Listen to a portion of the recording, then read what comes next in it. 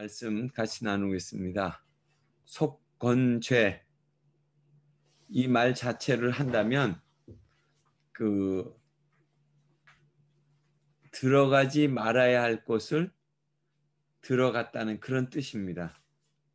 그러니까 속건이라고 하는 것은 과오를 저질렀다는 거예요. 그리고 그것을 남의 것을 침해했다는 그런 의미입니다. 그러니까 결국 잘못된 어떤 행위에 대해서 속죄하는 그런 것을 의미합니다.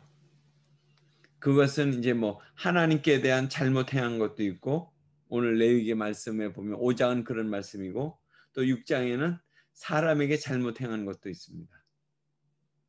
그리고 또 그것은 고의적으로 한 것도 있고, 또 의도성이 없게 한 것도 있습니다. 그러니까 하나님과 이웃에 대해서 소유권을 침해했거나 손해를 끼쳤거나 했을 때 그것에 대한 잘못을 깨달았을 때 드리는 그런 제사가 이 속건제라는 거예요. 그러니까 이 속건제의 목표는 그겁니다. 보상하는 거예요. 보상. 그러니까 돌이킬 수 있는 죄에 대한 어떤 용서를 받기 위해서 보상하는 것입니다. 그러니까 우리가 앞서서 했던 속죄제는 속죄가 목표입니다. 죄를 사함받는 것, 속죄. 근데 속건제는 보상에 포커스가 있다고 하는 거죠. 그러니까 하나님과 사람에 대해서 과실을 저지른 것에 대해서 그 손해를 배상함으로써 그 관계를 개선하는 것, 이것이 바로 이 속건제라고 할 수 있습니다. 그러니까 관계 개선하는 거, 하나님과의 관계를 개선하고 사람과의 관계, 왜냐하면 손해를 입혔거나 또 침해를 했거나 이렇게 함으로 인해서. 그러나 속죄제는 아까도 말씀드린 것처럼 죄사함을 얻기 위해서 하는 것입니다. 죄사함, 죄에 대한 어떤 그런 부분들. 그런데 속건제는 또 그것과 관련진다면 돌이킬 수 있는 죄에 대한 어떤 용서에 대해서 받기 위해서 그렇게 하는 것이다 하는 거예요. 그러니까 속죄제와 속건제가 조금 다른 어떤 의미들을 갖고 있습니다. 그래서 속건제를 드리는 세 가지 경우를 여기 소개했는데요. 첫 번째는 성물에 대한 실수가 있을 때, 그러니까 성물을 제대로 드리지 못했다, 온전한 걸 못 드렸다, 그런 것들. 또 두 번째는 여호와의 금령에 어겼을 경우, 그러니까 율법을 어긴 것을 얘기합니다. 율법대로 여기 보면 레위기 17장에 보면 그런 말씀이 나와요. 17장 그 내용 제물을 드릴 곳에 또 피를 먹지 말아야 되는데 가증한 풍속을 어긴 것에 대해서 이런 것들에 대했을 때 속건제를 드리는 겁니다. 그리고 세 번째는 이웃의 것에 대해서 손해를 입혔을 경우에 드린다는 거예요. 자, 넘겨주세요. 속건제의 특징은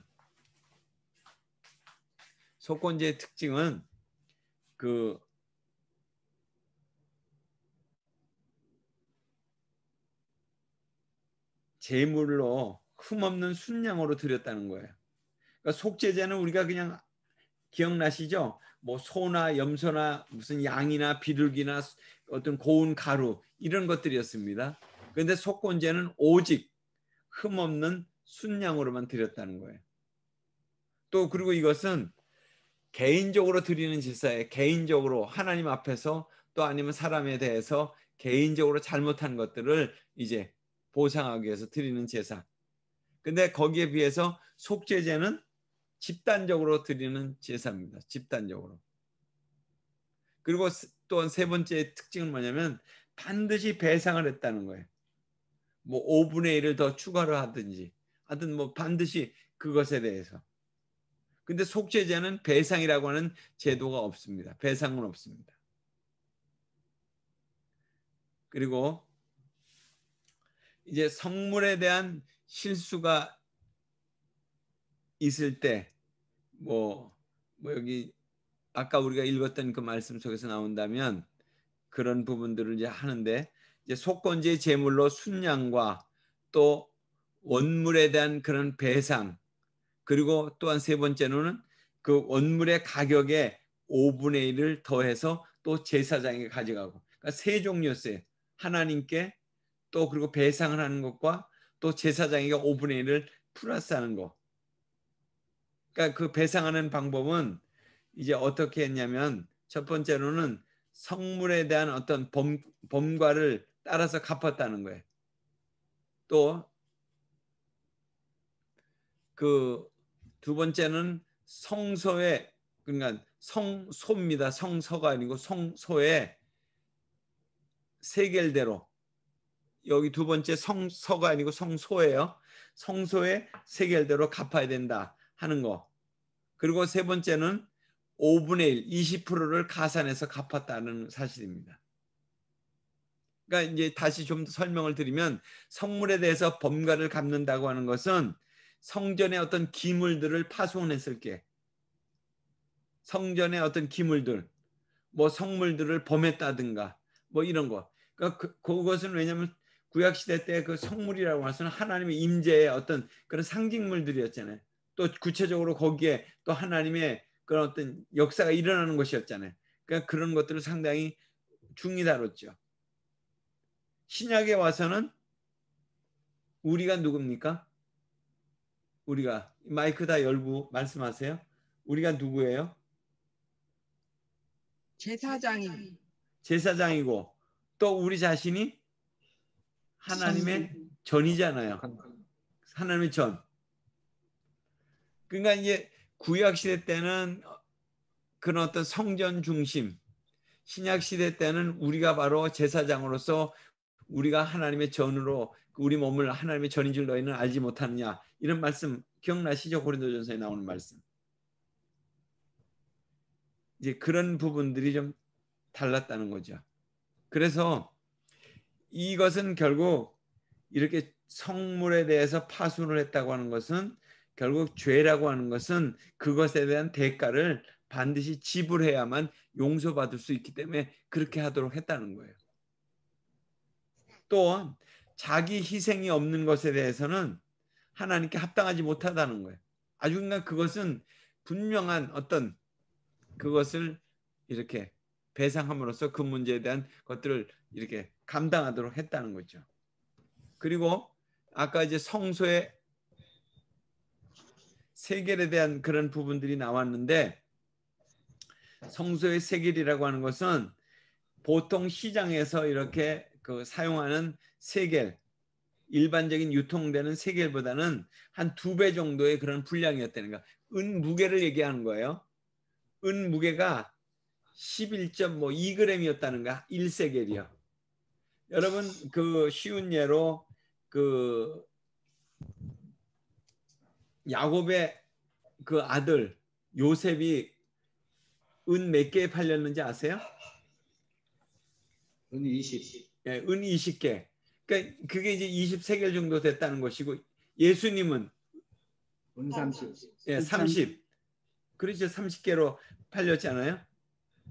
그러니까 그런 어떤, 그러니까 뭐 이 내용 속에서 가만 본다면 이제 이런 그 성소의 세겔대로, 그러니까 어떻게 보면 그 자기들이 이렇게 보통 사용하는 것보다 2배 정도를 더해서, 그리고 거기다 플러스 다시 또 5분의 1, 20%를 더해서 하나님께 변상을 했다, 이런 얘기입니다. 그러니까 이 얘기는 뭐 많은 어떤 부분들을 변상하면서 자기만을 생각했던 그런 어떤 인간들이 결국 자기가 아닌 남을 생각하는, 왜냐하면 배상할 때 그렇게 하는 거 했으니까 남을 생각하고, 또 하나님의 앞에서 정말 이렇게 그런 부분들에 대해서 소중하게 다루는 이런 그 제도가 바로 이 성소의 세계를 사용하게 했다는 거예요. 그리고 이 성소의 이 세겔, 그 아까 말씀드린 은 30은 30세겔은 보통 노예들의 그 건장한 노예에 대한 그런 그 가치였다는 거예요. 30세겔이. 그러니까 요셉은 그때 좀 어린 소년이었으니까 아마 적은 그러니까 20세겔 정도로 이렇게 팔렸을 것 같다. 제가 추측하건데 그렇게 되는 것 같습니다. 그러니까 사람의 어떤 몸값을 그렇게 그 20개, 은 20세겔, 30세겔 이렇게 했다는 거죠. 물론 이제 뭐 단위가 지역에 따라서 조금 차이가 달리 적용되는 그런 부분들도 있었지만 바로 이 성소의 세겔 이것이 그 은 몇 세겔과 함께 흠없는 순양 아마 이런 것이 같이 다뤄졌다고 그렇게 그 당시에 얘기되고 있습니다. 그러니까 이처럼 이 속건제에서 다뤄졌던 이 성소의 세겔이라고 하는 것은 상당히 그 당시에 중요한 어떤 그런 그 기준이 됐다고 그렇게 볼 수 있습니다. 그래서 이 성소의 어떤 세겔이 보통 유통되는 세겔의 2배였고 그리고 거기다 다시 5분의 1을 더 붙였고 그래서 세겔을 어떻게 다뤘냐면 성소에서 다루는 세겔은 무거운 세겔 그리고 일반 사람들이 다루는 세겔은 가벼운 세겔 뭐 이렇게 두 어떤 가치 체계로 그렇게 다루었다 그렇게 얘기하고 있습니다.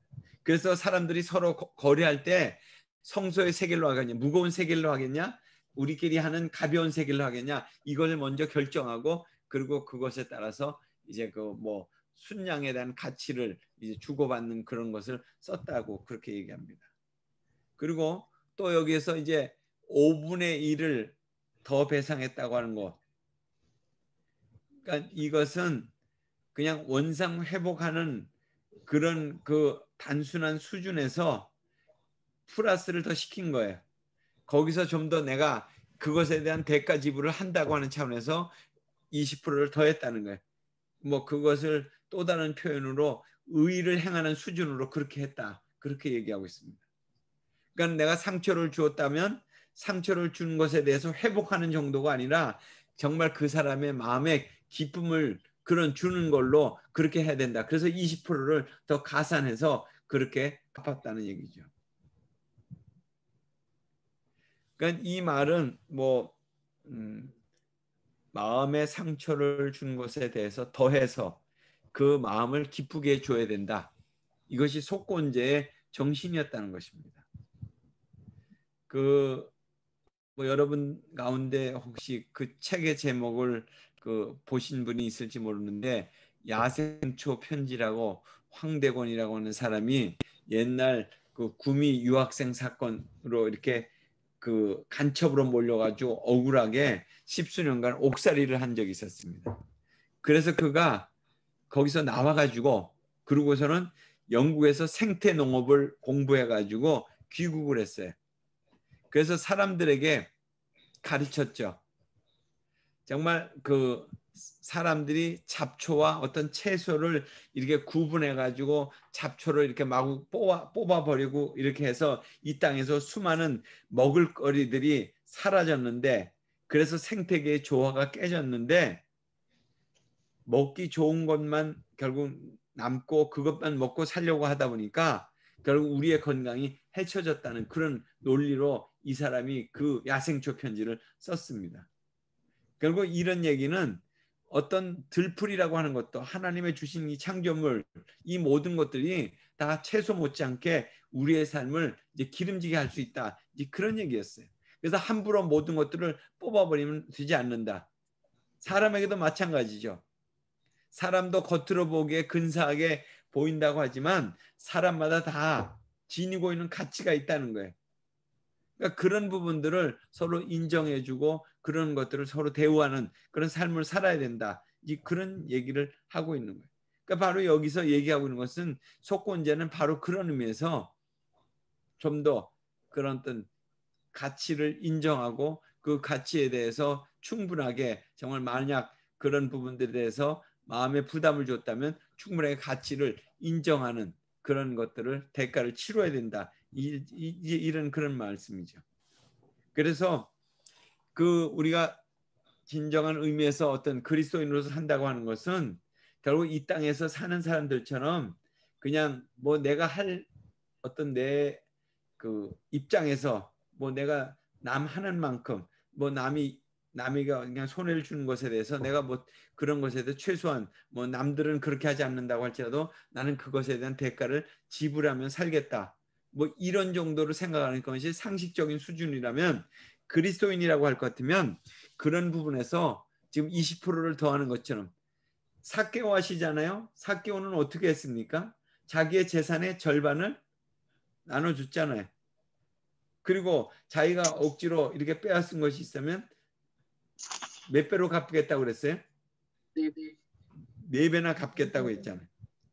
그러니까 이 배상의 원리가 결국 5분의 1의 배상의 원리라고 하는 것은 그것이 진정한 어떤 용서와 화해의 원리라고 이렇게 얘기할 수 있습니다.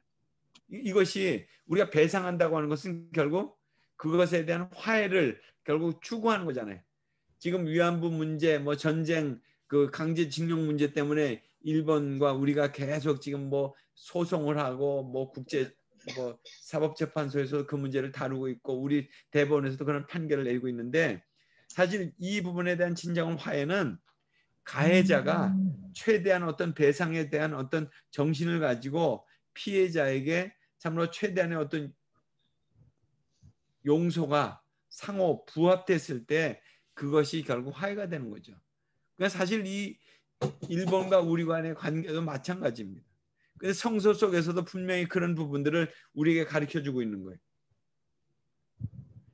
그러니까 구원이라고 하는 것도 철저한 어떤 배상의 원리만큼 철저한 구원을 우리에게 주어진 거예요. 그러니까 예수님의 구원이라고 하는 것이 그냥 그 뭐랄까 우리의 어떤 그런 얄팍한 죄에 대한 이런 수준에서만의 구원이 아니고 넉넉한 구원으로 우리에게 이렇게 베풀어졌다는 거예요. 그러니까 이런 부분들을 생각한다면 속죄제의 의미는 우리의 죄를 대속해 주는 것이었지만 속건제라는 것은 예수님이 사실 우리와 같은 존재를 해서 예수님이 자신의 모든 것을 다 드렸잖아요. 이런 넉넉한 구원을 우리에게 베푸셨다. 이것이 바로 또 예수님이 가지고 있는 속건제의 정신을 우리가 볼 수 있다고 하는 것이죠. 그래서 우리가 사람과의 관계 속에서도 그런 부분들에 대한 어떤 넉넉함에 대한 그런 나눔과 베품과 또 어떤 배려와 이런 것들을 우리가 갖고 살아가야 되는 것입니다. 그러니까 우리가 용서받았다. 우리가 대속의 은혜를 입었다.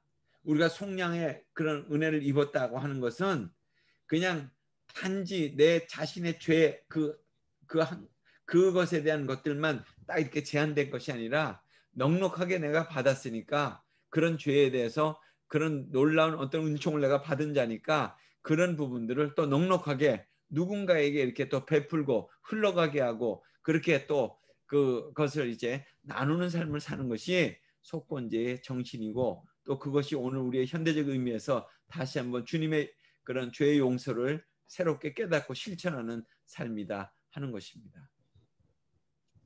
자, 여러분 오늘 이 속건제 뭐 일만 다뤘습니다. 이 부분들이 뭐 간단하게 다루어졌지만 결국 죄에 대한 어떤 용서받을 수 있는 죄에 대한 분명한 그런 부분들을 반드시 이렇게 보상하고 또 그것에 대해서 대가 지불을 하는 것 그것은 결국 그리스도인들끼리뿐만 아니라 또 이 세상에 대해서도 또 그리고 그것을 넘어서서 좀 더 넉넉한 마음으로 모든 사람들에게 사랑을 흘려보내는 정말 내가 받은 용서의 은총을 또 나눌 수 있는 그런 믿음의 사람들로 우리가 다시금 거듭나게 되기를 간절히 소원합니다. 같이 기도하겠습니다. 하나님, 오늘도 우리가 구약시대 때 있었던 속건제의 의미를 살펴봤습니다. 그들은 참으로 순양을 바치면서 또 성소의 세겔대로 그 순양을 이렇게 드리면서 또 그리고 누군가의 것들에 대해서 또 부지 중에 또 가졌다든가 또 그 잃은 물건을 또 이렇게 그 전달하지 못한 것에 대한 것들이 참으로 깨달아졌을 때 또 그것을 참으로 전할 때 그 상대방의 마음에 정말 기쁨을 주기 위해서 또 충분한 보상을 하기 위해서 참으로 5분의 1을 더해서 나누었습니다. 오늘 우리에게도 하나님의 베푸신 그 구원의 은총을 기억할 때 정말 넉넉하고 또 풍성하게 나누고 사랑하고 베푸는 그런 삶을 살 수 있도록 하나님 우리에게 은혜를 주시옵소서. 내게 주신 모든 것이 하나님의 것이며 또 하나님이 내게 그것들을 허락하신 것은 또 나누고 베풀고 또 함께하라고 하는 하나님의 귀하신 뜻이 있는 것을 하나님 잊지 않고 그런 삶을 살도록 도와주시옵소서. 예수님 이름으로 기도드리옵나이다. 아멘.